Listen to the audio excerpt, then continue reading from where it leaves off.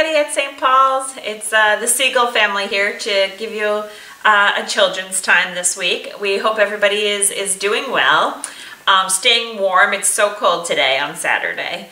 So Pastor Betty this week is preaching on a theme, God is holding your life. We're on week 4 and it talks about, it's called In God Alone. The psalm that Matthew is going to be reading for us in a few minutes is called Psalm 62. God alone is my rock and salvation. This psalm is actually considered the love psalm of trust in the Holy One being God. We put our trust in God, who is holding our lives. If you listen closely in church, you're going to notice that many songs start with pieces of text that come from Psalm 62, like God is our refuge and strength, or God is my rock and salvation, God is my fortress. It's very common to hear that in some of our hymns and our pieces that our senior choir sings. So I want you guys to listen for that when we get back into church, hopefully sometime on the sooner side. I'm going to have Matthew read a few verses from Psalm 62. Psalm 62. Yes, my soul, find rest in God. My hope comes from him. Truly, he is my rock and my salvation. He is my fortress. I will not be shaken. My salvation and my honor depend on God. He is my mighty rock, my refuge. When I was thinking about this lesson, I was thinking about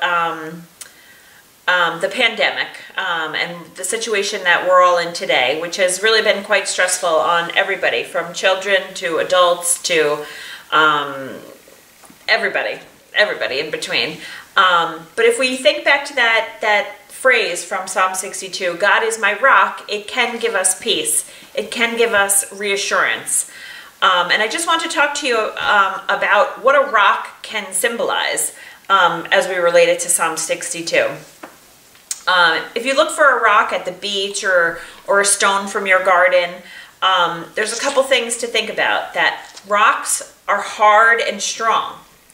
God is strong and powerful. Rocks come in all different shapes and sizes.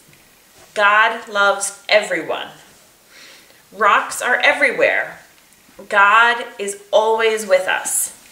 And rocks can be built on a foundation. We can trust in God.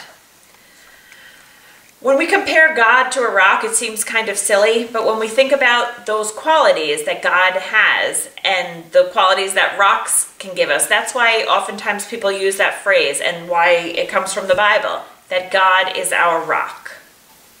When we think about God being our rock, it means we can trust him because he loves us and he is always with us. He is strong and will not let us down. The line in Psalm 62, he is my fortress, God is my fortress. A fortress is something that protects you. So whether it's a fortress, a castle,